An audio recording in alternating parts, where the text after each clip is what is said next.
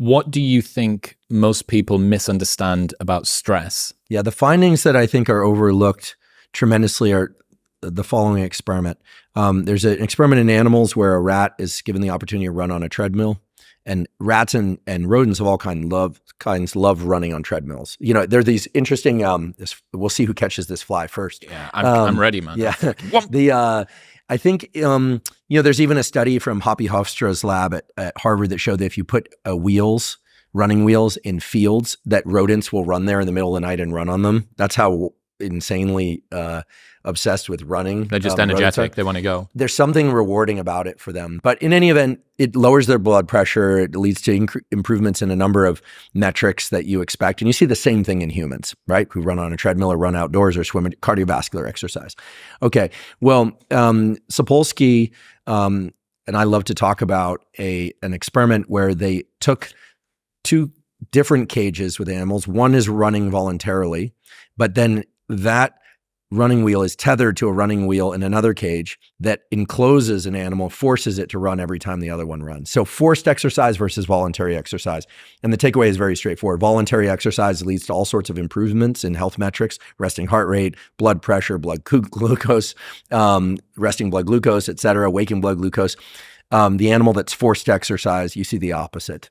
Right. So it's not exercise per se. It's something about being forced to exercise causes decrements in a number of health metrics. And you see the same thing in humans. So what's wild is my colleague, Dr. Ali Crum, Department of Psychology at Stanford, has done these beautiful experiments on mindset and belief. These are not placebo effects. And what she's shown in a just absolutely spectacular way is that if people watch a short video about all the ways in which stress can really diminish your health, well, then indeed stress diminishes their health. Whereas if a separate group watches a factual, also 5-minute, also factual tutorial on all the ways that stress can enhance performance by harnessing your ability to focus, memory formation, et cetera, all of which is true, that's indeed what you see. Can I give you my favorite one that I learned about over the last year? Yes. So the Boston Marathon bombing, 2012, about 10 years ago, 2016 maybe. Anyway, Boston Marathon bombing. A study was done comparing people who had been at the actual marathon while the bomb had gone off and people who had watched 90 minutes or more of news coverage about it. And the people who watched 90 minutes or more of news coverage about it showed a greater stress response than the people who'd literally lived through it. Interesting. Yeah.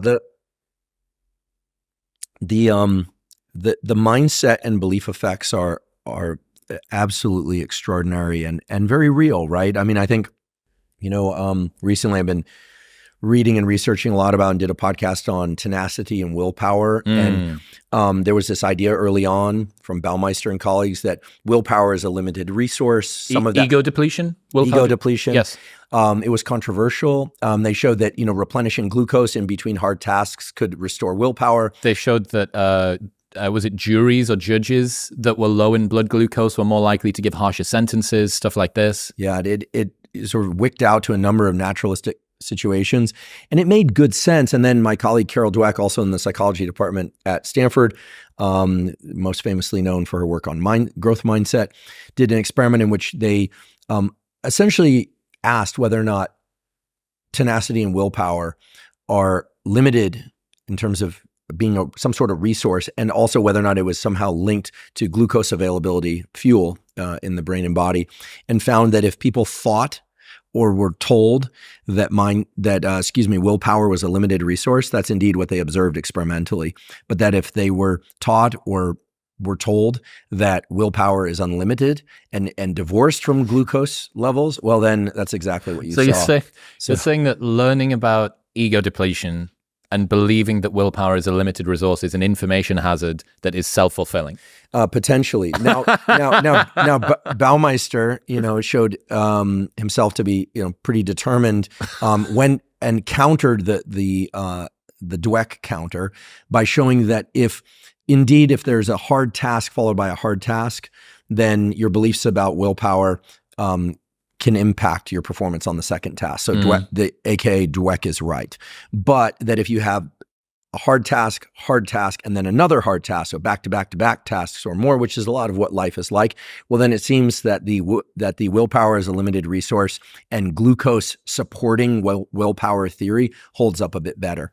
What have you come to believe about the difference between willpower and motivation and discipline? How do kind of all of these fit together in your mind? Yeah, so willpower and tenacity are related to motivation, but they're not quite the same. I think we should think of motivation as the verb state that moves us from, let's just say, apathy to tenacity. Okay, so it's the verb function that moves us along that continuum. Apathy at one end, tenacity and willpower, strong exertion of willpower at the other end. One of the most interesting structures in the entire nervous system is one that gets very little coverage, unfortunately. In fact, most neuroscientists aren't aware of what its function is, and it's called the AMCC, which is the anterior mid-cingulate cortex. You have one on each side of the brain. The name isn't really important, but we want to, to the credit of the structure, we should name it the AMCC. The AMCC receives inputs from a lot of interesting brain areas related to reward, related to autonomic function, so how alert or sleepy we are, to prediction error. It's a hub for many, many inputs and outputs, hormone systems, et cetera. Beautiful experiments done by my colleague Joe Parvizi at Stanford have shown that if you stimulate this brain area, a tiny little brain area in a human, they immediately feel as if some challenge is impending and they're going to meet that challenge. It's a forward center of mass against challenge response. This has been seen in independent subjects. They do controls where they then tell them they're stimulating, but they're not actually stimulating, and they're like, I don't feel anything. You can turn on and off tenacity and willpower. So there's literally a hub for this. Now, here's where it gets really interesting. I'm going to list off a bunch of peer-reviewed published results in rapid sequence, and I'm happy to point out the substantiation for this, or the references. Okay, individuals that are dieting or resisting some sort of tempting behavior and are successful in doing that, the size and activity in their AMCC goes up over time, and the structure gets bigger. Dieters who fail, flat or downward trajectory of the size and activation of the AMCC. This can be taken too far. Individuals with anorexia nervosa, the most deadly of all psychiatric disorders, where a self-deprivation of food activates excessive reward, there's this kind of loop of reward, their AMCCs are significantly greater size than others. So there's, this can be taken too far. Super agers, which is a bit of a misnomer, because these individuals are people who maintain healthy cognitive function similar to people in their 20s and 30s into their 70s, 80s, and 90s. Their AMCC maintains or increases in size into their later years. Typical agers, the size of, we always hear that you lose brain mass across your lifespan. Well, most of it is from the AMCC. And beautifully, and this is two of my favorite results that really bring this around to a protocol or a takeaway. If people are given an easy task, the AMCC isn't activated.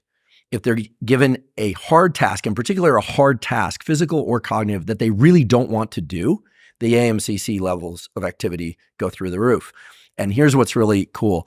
They gave aging, people age 60 to 79, the task of adding 3 hours extra per week of cardiovascular exercise. Now, that's a lot, right? 3 1-hour, they call them aerobic classes, but getting their heart rate up to about 65, 70% of maximum. So it's getting into like zone 3-ish area. Yeah, people can look up zone 3, but you nailed it, zone 3. The size of their AMCC increased across that 6-month protocol and offset the normal age-related decline in this brain area in terms of its size.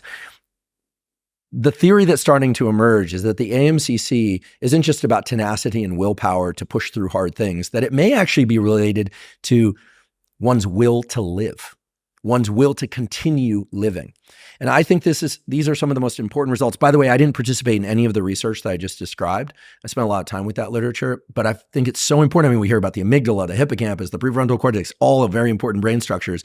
But if nothing else, hopefully this conversation will put the AMCC on the map. The one that literally could create your will to live is the one that's being overlooked a little bit. And it can be. And what's interesting about this structure is that it's involved in generating tenacity and willpower for all things, not just for one situation. And what's really wonderful, I think, about the research literature on this is it's so clear what we need to do. We need to do things. Let's say, like me, you're a person who enjoys weightlifting and you love running. I love those two activities.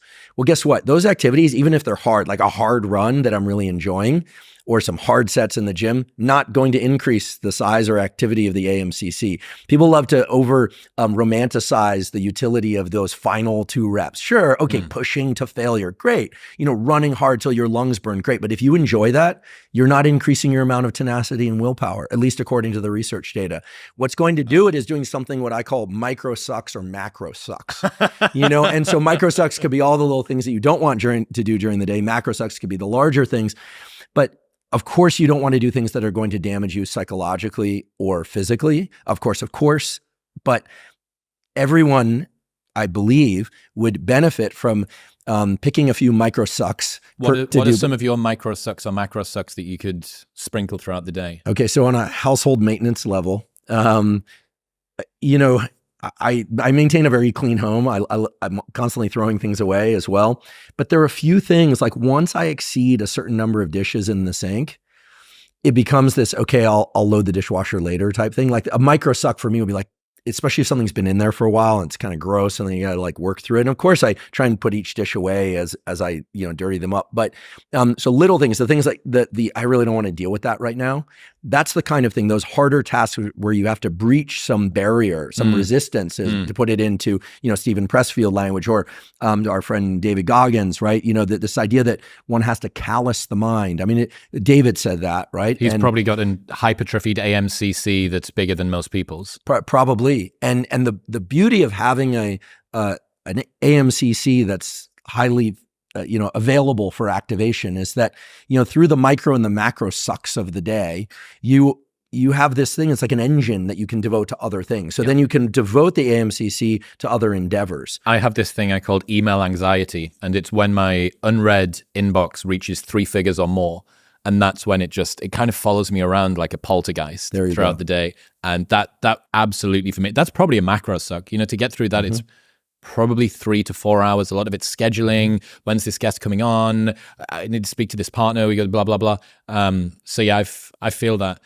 What else? It's subjective, right? I mean, what sucks is subjective. Someone else might love people. Emails. Yeah, someone might. And I think that, you've talked a lot on your show with various guests about, when we're in too much comfort, we're not meeting our goals. I love deadlines for that reason. I love deadlines. I love pressure. I think Parkinson's law is as close to a thermodynamic of productivity as we can get.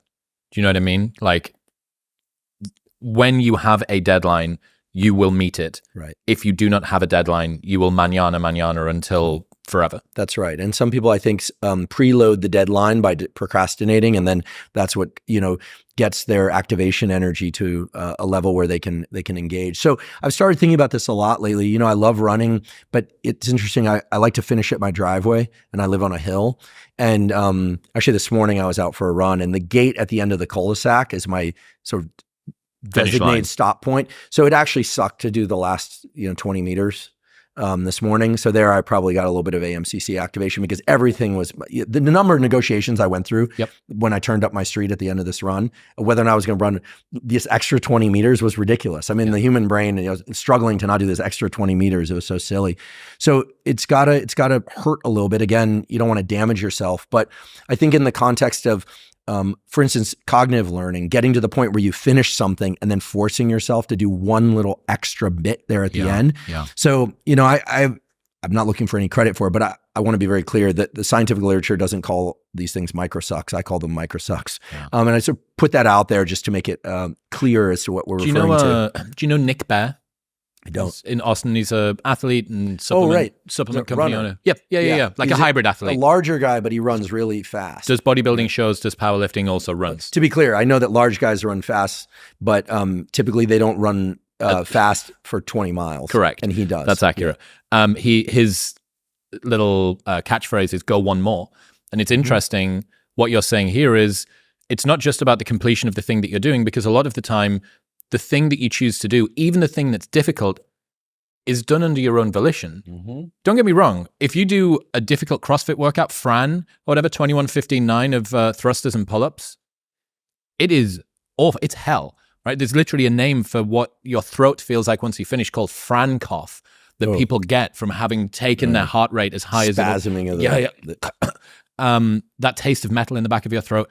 But what people are doing there, although they're doing something that's difficult, it's like volitionally difficult, and it's within their domain of enjoyment. And what you're saying here is that we're looking to just push ourselves a little bit past that. It's like an unnecessary amount of challenge. And I think that Go One More makes quite a nice reminder for us with the micro suck or the macro suck. Let's push ourselves just a little bit beyond where we would have got our sense of satisfaction, because presumably you get the dopamine, I've completed the task, fuck yeah. And then it's like, and then I do just that tiny little bit more to bring.